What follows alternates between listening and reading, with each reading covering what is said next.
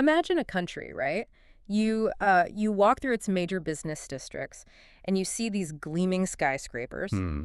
You see a world-class financial system, and the World Bank officially classifies it as an upper-middle-income economy. Right, which sounds incredibly promising on paper. Exactly. It has all the trappings of, modernized wealth.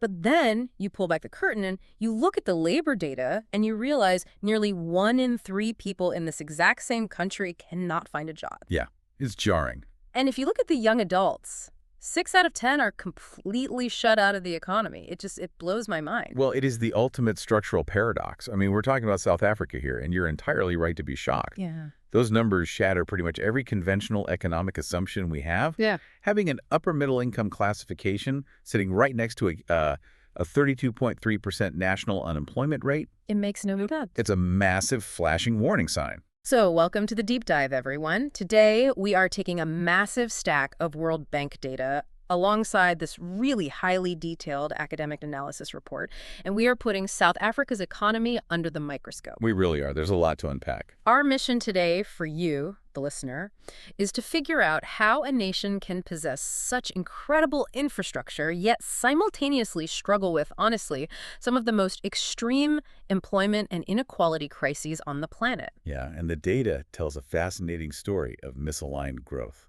It really does. And here is the piece of data from the very first page of our sources that absolutely stuffed me in my tracks. In certain phases of South Africa's development, the higher the education level a specific demographic group achieved, the faster their unemployment rate actually grew. Yeah, that's the data point that just forces you to rethink everything you thought you knew about development. Wait, really? Because we always assume that, education fixes everything. Right. We operate on this universal assumption that if you build schools, you pour money into education, graduate students, you automatically create a thriving middle class. That's always been the playbook. Exactly. Yeah. But the data we are looking at today proves that growth can become entirely misaligned. I mean, it's a story of a system where the gears are spinning furiously, but they're just completely disconnected from the actual engine.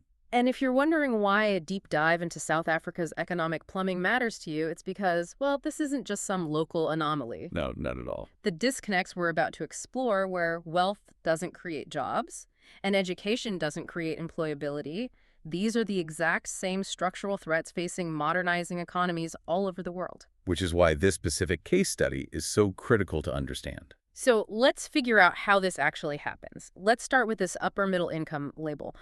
The World Bank uses this framework, the 2008 System of National Accounts. Yes. Right, which sounds incredibly technical.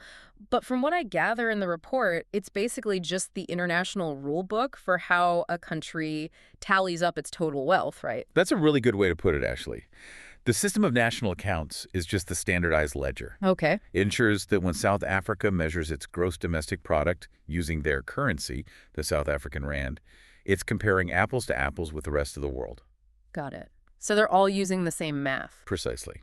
Under that accounting system, you take the total wealth generated, you divide it by the population, and by the way, their latest census was in 2022, and you get an average. Just a straight average. Yeah. And if that average hits a certain threshold, boom, you get the upper middle income badge. But, I mean, an average is just a mathematical mean. If I have $1 million and you have zero, on average, we are both doing fantastic. Wait. We're a very comfortable half-millionaire podcasting duo. Which perfectly illustrates the illusion of the label. The macroeconomic average completely masks the reality on the ground. Because it doesn't show who actually holds the cash. Exactly. To understand how deceptive that average is, we really have to look at the GDP growth timeline over the last 60 years. Oh, I was looking at that chart. It's a roller coaster. It really is. The data shows an economy that doesn't just smoothly grow or shrink. It suffers from, well, violent whiplash. Yeah, I traced that exact timeline in the report. You see this massive peak of 7.9% growth back in 1964. Then you jump forward to 1994, and it drops to a moderate 3.2%. Right. Fast forward to the 2020 pandemic, and the bottom just falls out completely. It plunges to a historic low of negative 6.3% before snapping back to a 4.9% rebound in 2021. It's a lot of turbulence. I need help making sense of this. How does a country maintain this upper middle income status while absorbing that kind of volatility without the entire system collapsing? So to understand the volatility, we have to look objectively at what was actually driving those numbers. That 1964 peak of 7.9%. Yeah. That wasn't a broad-based economic miracle. It was driven by a massive global commodity boom, heavily reliant on mining and gold exports. Okay, so just pulling wealth straight out of the ground. Yes. But critically, looking at the historical data, that was during the height of apartheid. Right. That economy was structurally engineered, by law, to extract wealth using the labor of the majority, but to distribute the profits exclusively to a tiny minority. It was a closed, highly controlled loop. So it was artificial. I mean, it's like looking at a luxury sports car that looks amazing on paper, but when you look under the hood, it's only built to carry a fraction of the population. That's exactly it, which makes the 1994 figure of 3.2% so crucial to understand. Because 1994 marks the democratic transition, right? The end of apartheid. Precisely. Suddenly, the legal barriers of that closed economic loop are torn down. Now, the expectation from the outside world might have been a massive, immediate economic boom. Because millions of people were finally allowed to participate in the free market. Right. But you cannot simply undo decades of deliberate spatial, educational, and economic engineering overnight. It's just structurally impossible. Exactly. The markets were cautious. The legacy of excluding the vast majority of the population from capital ownership meant the foundation was incredibly fragile. Which I guess makes that 2020 crash to negative 6.3% much more terrifying. It does. Because it wasn't just a healthy, robust economy catching a cold during the pandemic. It was a fragile, still recovering system getting hit by a freight train. And that fragility brings us directly to the core mechanism of why the wealth doesn't translate to stability. Because if the national GDP averages out to an upper middle income level, but the economic engine is constantly stalling out. Well, we have to locate the wealth. Where is it actually pooling? And this is where the data gets incredibly sobering. We have to talk about the Gini coefficient. Yes, the primary measure of inequality. Right. The 2014 data from our sources puts South Africa's Gini index at 63.0. Now, just to clarify for everyone, the Gini index is essentially a mathematical measure of wealth distribution, right? Correct. 0 being perfect quality, meaning everyone has the exact same amount. And 100 being one single person owning literally everything. Exactly. And most developed, stable nations sit somewhere in the 30s. So 63.0 is astronomical. It officially makes South Africa one of the most unequal countries on Earth. It is a staggering level of concentration.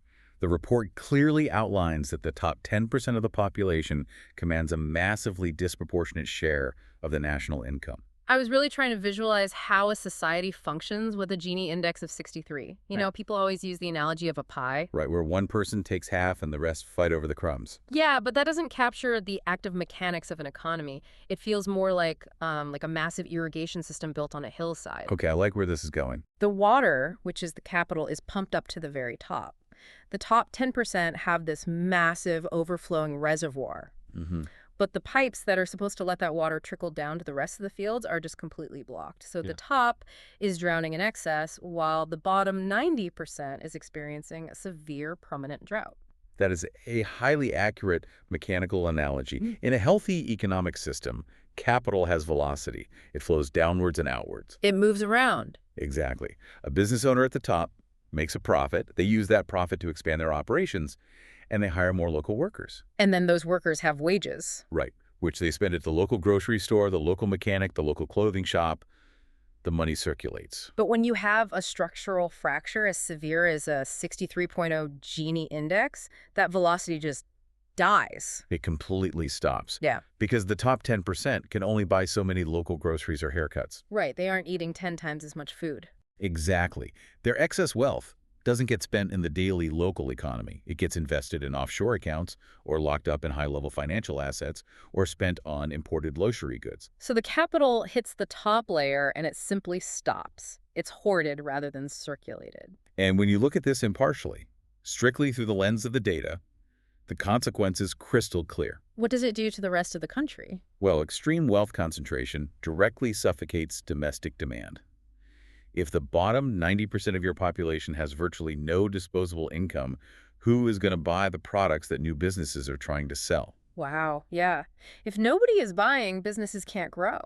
And if businesses can't grow, they definitely aren't hiring. Which is the exact mechanism that translates extreme inequality into extreme unemployment.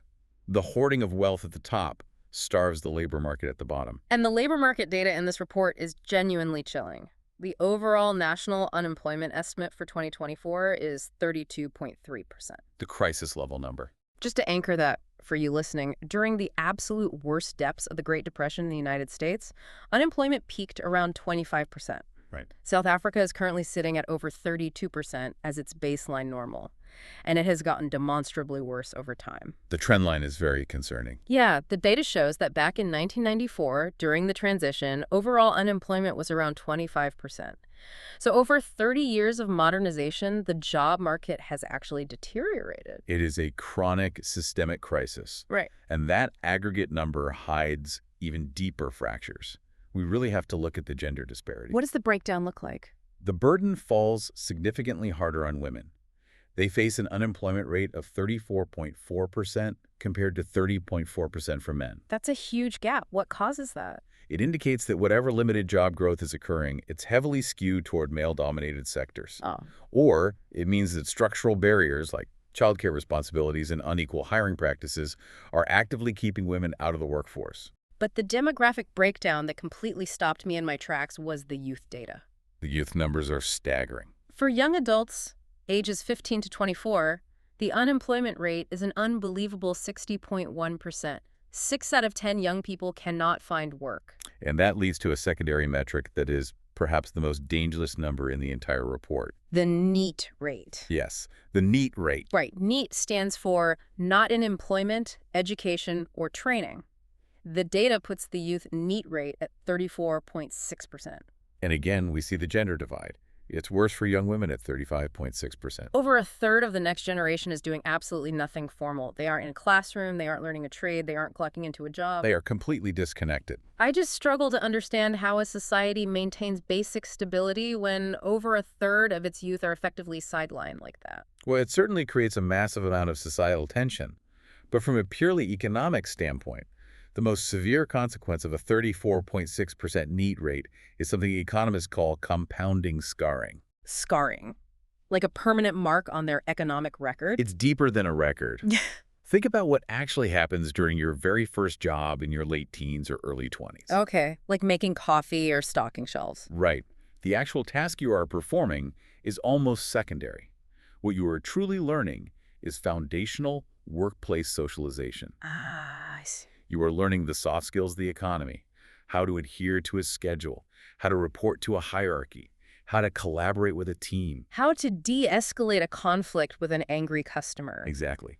It's the invisible resume. You are learning how to be an employee. So what happens when they miss out on that? When a young person fails to enter the workforce during those critical early years, they are entirely bypassed by that socialization process. Oh, wow. If an individual reaches age 25 or 30 and has never held formal structured employment, the hurdle to entering the modern workforce becomes exponentially higher. Because employers see the gap.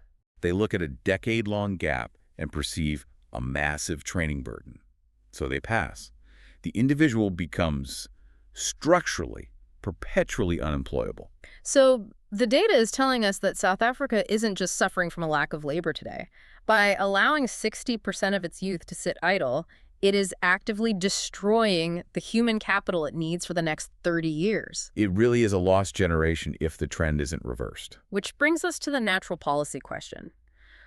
When a government faces youth unemployment on this scale, the universal global prescription is always the same, right? Education? Exactly. Education. You build schools, you keep the kids in the classroom, and you upskill them so they are competitive. That is the standard development playbook. Right. You send them to school. And honestly, when I first looked at the education data in the report, I thought I was looking at a massive success story. The access numbers are impressive. The logistical achievements are undeniable. Primary school gross enrollment fluctuates right around 100%. Basically, every single child is getting into a primary school, and secondary school enrollment has skyrocketed from roughly 63% back in the 1970s. It hit 104% by 2022. They literally built the infrastructure. The desks are there and the kids are in the seats. As a sheer logistical feat of infrastructure expansion, particularly for a developing nation, it is highly commendable. But then the report drops the hammer. It introduces a concept called learning poverty. This is where the narrative shifts entirely. This statistic is absolutely devastating. 79.6% of 10-year-olds in South Africa cannot read and understand a simple text. Nearly 80%. Nearly 80%. And there's a gender divide here too, but it's flipped from the labor market. Boys are failing at an even higher rate of 85.4% compared to girls at 73.1%. The cognitive deficit is massive. I have to stop and ask how this is mechanically possible. How do you achieve 100% enrollment but have 80% of your students utterly fail to acquire basic literacy? It's the illusion of enrollment. How does a logistical triumph turn into a cognitive failure? Because building a classroom is infinitely easier than building human capital. We have to separate the physical infrastructure of education from the actual delivery of knowledge. Okay, that makes sense. The data on learning poverty exposes a massive systemic failure in quality. What are the specific mechanisms of that failure, though? Are there just no teachers? It is a combination of severe structural deficits. First, you have the historical hangover we discussed earlier. Right, apartheid. Yes. The apartheid-era policies deliberately underfunded and degraded the education of the black majority for decades. You do not erase that generational deficit just by declaring the schools open to everyone in 1994. The system was broken on purpose. Exactly. So you have a severe shortage of adequately trained educators today, particularly in STEM fields and early childhood literacy. That's the first issue. What else? Second, you have profound resource disparities. While a school in a wealthy suburb might rival a private academy in Europe, a school in a rural province might lack basic sanitation, let alone textbooks or digital tools. So the quality is entirely dependent on geography and wealth. Completely. And third, you have complex language barriers. In a country with 12 official languages, children are often forced to learn complex subjects in a secondary or tertiary language. So the system is essentially pushing students through the grades, rewarding physical attendance without requiring actual comprehension. Yes, they are in the building, but they are not learning. It reminds me of a factory proudly putting out press releases about their record-breaking production numbers. They are rolling thousands of cars off the assembly line every single day. I like this analogy. But when you look closely, 80% of those cars don't have engines installed. You have the certificate that says car, but you have zero actual mobility. That is a brilliant way to conceptualize the illusion of enrollment. The piece of paper is granted, but the underlying productivity is absent. And this mechanism perfectly explains the mind-bending paradox you introduced at the very beginning of the deep dive. The one about education and unemployment. Right. The data point that said higher educational attainment sometimes correlates with faster growing unemployment. I've been waiting to understand how that could possibly be true. Think about it through the lens of your factory without engines. South Africa has a dual economy. Okay, what does that mean? The financial sector, the technology sector, the advanced manufacturing sectors, they're highly modernized. They require workers who can engage in complex problem solving, digital literacy, and high-level communication. They need the engines. Exactly. Now, a student graduates from secondary school, they hold a certificate. Right. Because they have that certificate, their expectations naturally rise. They believe they are qualified for a middle-class, white-collar job, and they are unwilling to accept low-wage manual labor. Which is completely understandable. They follow the rules. They stayed in school. But when they apply for those modernized jobs, the employers quickly realize that the secondary certificate is an illusion. The learning poverty data proves that the foundational skills are missing. The employer refuses to hire them because the human capital isn't there. So they are stuck in the middle. Completely. Yeah. The graduate won't take the manual job because they feel overqualified, but they can't get the high-skilled job because they're underskilled. They fall directly into the structural gap. That is just, wow. The very act of getting the education, because it was of such low quality, actually pushed them out of the labor market. Yes, it is a tragic structural trap. You are physically in the system, but you are completely locked out of the economy. Precisely. But as I was reading through this, another layer hit me. Human capital isn't just about what is in your head. No, it's not. Before you can learn to read, before you can even show up for a job interview, there is a fundamental prerequisite. You have to physically survive. Health is the absolute bedrock of economic participation. A sick population cannot be a productive population. And the data reveals that South Africa had to fight a literal existential war just to keep its workforce alive.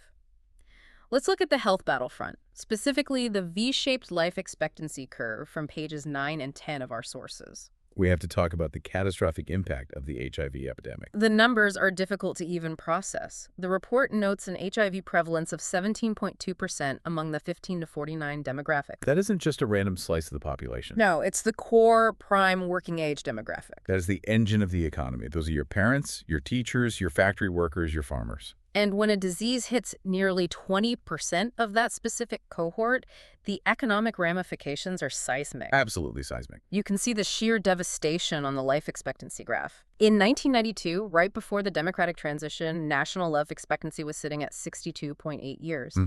Then, as the HIV crisis took hold, the line just plummets. It crashes to a terrifying low of 53.9 years by 2005. Staggering drop. A nearly 9-year drop in life expectancy for an entire nation over just a little over a decade. It is a demographic collapse. A decline of that magnitude in that short of a time frame is usually only seen during a major, sustained land war or a widespread famine. It's that extreme. Yes, it represents a massive loss of accumulated knowledge, productivity, and familial stability.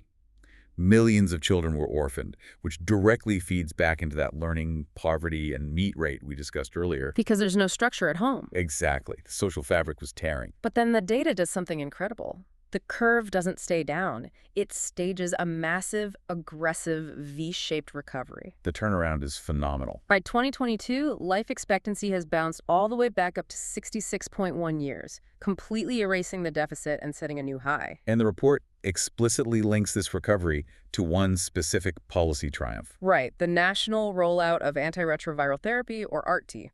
The data shows ART coverage surged from literally 0% in 2000 to an astounding 81% by 2024. It's one of the most successful public health interventions in history. I have to admit, though, I am deeply confused by this. How so? We just spent 20 minutes discussing how the government completely failed to maintain economic stability, how they failed to distribute wealth, Right. and how they failed to teach 80% of their children how to read. Right. Yet they somehow managed to execute one of the most complex, life-saving public health interventions in global history. How is that logically possible? It is a fascinating display of what researchers call governance resilience. Governance resilience. Okay. It completely challenges the narrative that the South African state is simply a failed entity.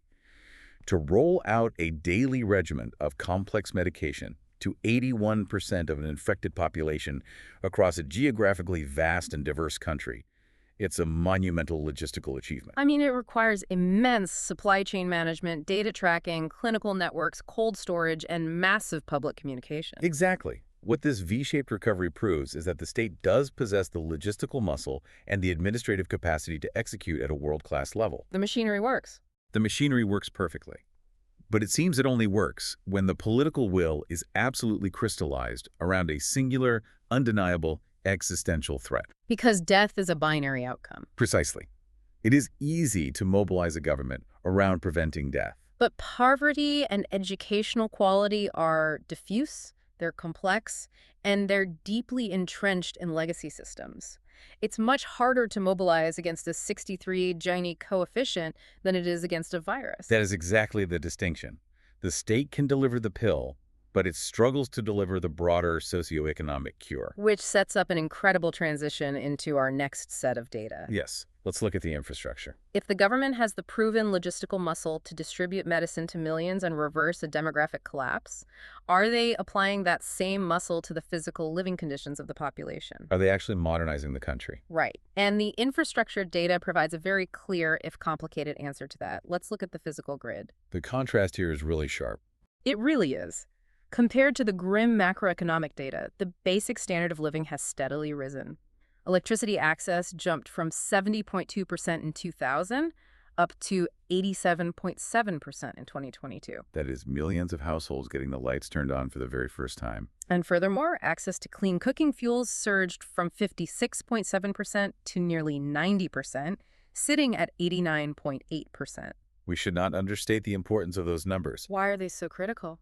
Moving 90% of a population to clean cooking fuels has a massive immediate impact on female health and childhood respiratory issues. Because they aren't breathing in smoke inside their homes anymore? Exactly. And it frees up hours of labor previously spent gathering biomass. And expanding an electrical grid to nearly 88% of the population requires massive capital investment and engineering. It genuinely raises the baseline human condition. But in this deep dive, there's always a catch. There's always a structural hurdle. The report introduces a massive vulnerability that it calls the burden of coal.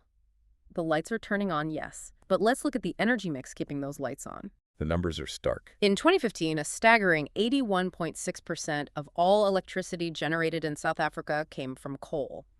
Compare that to just 3.7% from nuclear power. It's overwhelmingly reliant on coal. And the report notes that despite recent pushes for renewable energy, coal rents remain a dominant economic anchor. This represents a massive collision between domestic modernization and global climate realities. How so? Well, South Africa has built out a massive grid to empower its citizens, which is a moral and economic necessity.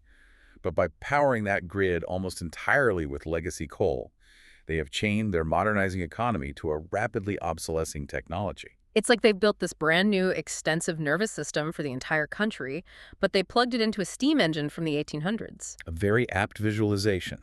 And the economic consequences of that steam engine are severe. Because of the global pressure to go green. Yes.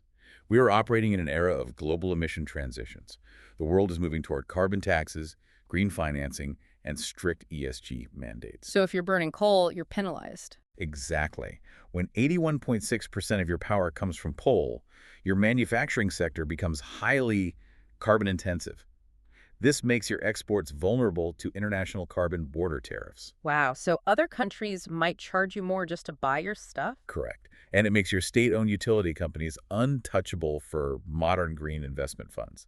And it's not just the global pressure, right? I've read about the rolling blackouts, what they call load shedding. Load shedding is a massive domestic issue. The coal plants are old, they break down, and they simply cannot produce enough power to keep the grid running continuously. Yes, the unreliability of the grid is the ultimate structural bottleneck. It stops everything.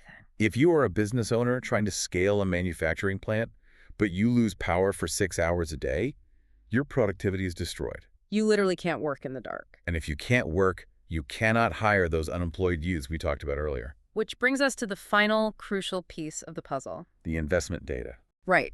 If you want to transition away from coal, if you want to fund schools that actually teach kids how to read, and if you want to hire the 60% of youth who are currently sitting idle, you need a massive injection of capital. You need deep, sustained investment. You need new businesses, new entrepreneurs, and big investment. So let's look at the business environment data. There's a surprisingly bright spot here, actually. Yeah. The rate of new business density sits at a very vibrant 11.0 new registrations per 1,000 working-age people. The data actually shows a massive surge in new enterprise registrations post-2010. That is an excellent indicator of microeconomic health. What does that tell us about the people? It shows that the bureaucratic friction isn't so high that it prevents action. People are filling out the paperwork. There's a genuinely vibrant entrepreneurial spirit. The population wants to work. They want to innovate. I look at that number 11 new registrations per 1,000 people and I think, okay, the engine is trying to start. The ambition is there. But then I look at the macro investment data, and it makes absolutely zero sense to me. The report tracks something called gross capital formation, which is the big money. Yes, the macro-level investment. It's the money used to build factories, buy heavy machinery, and scale up industries. That number has shrunk down to roughly 14.1% of GDP by 2022. It's a significant decline. Help me understand this contradiction. If millions of everyday people are rushing out to register new businesses, proving there is a desire to build, why is the macro investment money, the capital formation, essentially packing its bags and leaving a room? Shouldn't investors be rushing in to fund all these new startups? Exactly. They should, but capital is inherently risk-averse. What we are looking at is a profound disconnect between the microeconomy's ambition and the macroeconomy's structural reality. Okay, walk me through that. Think about it from the perspective of a major domestic bank or an international foreign direct investor. Right. I'm a bank looking to invest. You see a brilliant young entrepreneur who wants to start a logistics company. The ambition is there, But as an investor, you have to look at the environment that logistics company will operate in. And what do I see? You see a 63.0 Gini coefficient, meaning the local consumer base has very little disposable income to actually buy the goods being transported. Ouch. Okay. You see the learning poverty data, meaning the entrepreneur will struggle to hire a literate, capable workforce as they try to scale. Double ouch. And you see an energy grid reliant on failing coal plants, guaranteeing that the business will suffer operational downtime. So the environment is just too hostile for the big money to take a risk? Exactly. The spark plugs are firing. That's the 11.0 new business density. The entrepreneurs are trying to ignite the engine But the engine is starved of heavy fuel, the 14.1% capital formation. because the capital is either pooling safely at the very top of the irrigation system we talked about, or it is fleeing the country entirely due to policy uncertainty and infrastructural collapse. So the startups exist on paper, but they remain small, underfunded, and incapable of absorbing the millions of unemployed youth. It is a devastating cycle. Every single isolated data point we've discussed is actively feeding into the others. The inequality starves the businesses. Yes. The failing schools starve the labor pool. The failing energy grid starves the investment capital. And the lack of investment capital prevents any of the other issues from being fixed. It's a structural knot. We have covered an immense amount of ground today. It is time to pull all these seemingly contradictory threads into a final, cohesive picture for you. The academic report provides a highly effective framework for this final synthesis, organizing the data into a classic SWOT analysis. Strengths, weaknesses, opportunities, and threats. Exactly. Let's walk through that. Starting with the strengths. Based strictly on the data, the South African state has proven logistical capabilities. The massive expansion of the physical infrastructure, getting electricity and clean cooking fuel to roughly 90% of the population, is a massive strength. Absolutely. And equally vital is their highly resilient, battle-tested public health system. Right, which took a 17.2% HIV prevalence and orchestrated an 81% treatment coverage rate, completely reversing a demographic collapse. The machinery of the state can work when mobilized. Now, the weaknesses. The data is unequivocal here. The 63.0 Gini index proves that the wealth distribution system is fundamentally fractured. And the 79.6% learning poverty rate reveals a tragic mismatch between physical educational access and actual cognitive development. Rendering the human capital essentially null in a modernizing economy, but there are opportunities, right? Yes, the massive youth demographic could be a historic dividend. If you can fix the quality of the classrooms and unlock the blocked capital to fuel those new business registrations, you have an army of young, energetic people ready to build the future. However, that opportunity is shadowed by the most severe threat in the entire report. The looming specter of social unrest. You simply cannot maintain a stable democratic society indefinitely when 60% of your young adults are unemployed. And over a third are completely disconnected from any system of work or schooling. It is a mathematical pressure cooker. So, if we step back and look at the entire map, the final conclusion is clear. South Africa's future cannot be secured by simply chasing a higher GDP average. No. As we saw in the timeline, GDP can peak at 7.9% or rebound to 4.9% without actually fixing a single underlying issue. The mission has to be purely structural. It requires shifting away from the illusion of macroeconomic growth and focusing entirely on repairing the broken wealth chain. It means unblocking the irrigation system. Yes. It means transforming physical high school attendance into genuine, high-quality, measurable productivity. And it is vital to emphasize that these numbers reflect deeply entrenched historical and systemic dynamics. We aren't pointing fingers here. Right.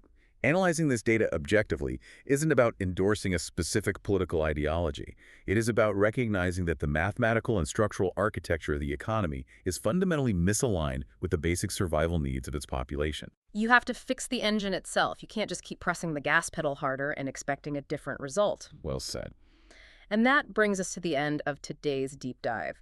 But before we sign off, I want to leave you, the listener, with a final provocative thought. Something to think about on the drive home. Exactly. Something to mull over on your commute or while you're making dinner, a concept that builds on exactly what we've unpacked today. I'm curious to hear this. We've seen the hard proof that the South African state successfully orchestrated one of the most incredible public health turnarounds in modern history. The HIV intervention? Right.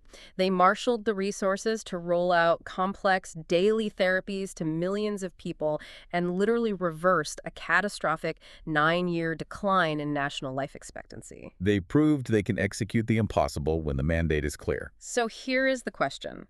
If a government possesses the logistical muscle, the deep data tracking capability, and the sheer unbroken policy focus required to literally reverse death at a national scale, could that exact same state machinery be repurposed to completely rewrite the rules of wealth distribution? Oh, wow. What if the nation that currently stands as the world's absolute worst model of inequality becomes the ultimate real-world laboratory for inventing a new blueprint for post-industrial equality? That is a profound thought. Think about that extreme paradox we started with. The picture of South Africa's economy isn't a clean, easily diagnosed break. It is murky, it's complex, and it is deeply contradictory. But perhaps, buried right there inside that immense complexity is the exact formula for the cure. Thanks for joining us on this deep dive. Keep questioning the data, keep looking for the why behind the numbers, and we'll see you next time.